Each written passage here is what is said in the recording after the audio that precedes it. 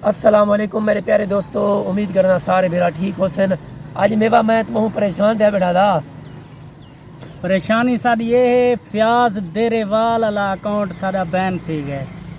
जेरे टिकटॉक ते आके रिपोर्टा करें ना उन्हें दी हसरत तो पूरी थी गई। आप तो कशा नहीं कर सकते, ब्याह कोई कशा करें ना वदा होवे ना साड़ा मचदे साड़ा ते बकाया इंशाल्लाह ई अकाउंट ते तो आपको चंगा चंगा कंटेंट मिलसी, साकू सपोर्ट करे सो ई अकाउंट ते असा थाकू दिखा नहीं से सकते। रिपोर्टा इतना लगियां खड़े ना, मैं स्क्रीन शॉट कीते पर हुण ताकू दिखा नहीं सकते। मेहरबानी करे सो जेरे भी सन्नाल मुहब्बत वडे ध्यान ते उहे मुहब्बत वडे सो अदा जेरा भी वडा टिकटॉकर है, मेहरबानी करे सो अपने सारे फॉलोवर को आपसो ते सन्नाल भी मुहब्बत वडे सन। सारा अकाउंट ते थी गया बैन।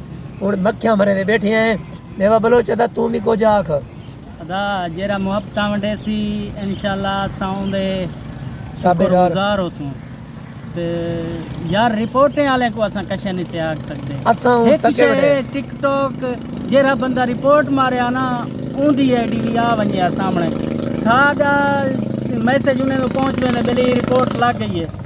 उन्हें दा मैसेज ही साडो आ वने ना ये बात बेली उन्हें दी आईडी भी शो थी वने। सब पता तो लग गया साडे नाल मोहब्बत केरा वंडे ना खड़े अरा उंदी चाह बोतलियों को पिलाऊंगा हकीकत कशा नहीं सी साडा ना कुछ कन बढ़िया करे इंशाल्लाह वाला बनाओ सू। अच्छा जेरा भी टिकटॉकर है अपना नाम बने दे उनका नाम ज़ाय नहीं थी, उनकी मेहनत ज़ाय नहीं थी। बहरहाल ये होंगे कि जेरे भी वीडियो होंगे कितनी साल थी मैं 5 साल थी मैं वीडियो बना खड़ा ते वो वीडियो सारे चट और जेरा रिपोर्टा मरेंदा वदे ना ठीक है। एक तवाई गल लड़का चा पुराना जिंग लिया वया ठीक है पाक ने पिट्टो वदे आगो आओ असा रिपोर्टें वाले एक मिनट वत पाड़ा काख ना रहे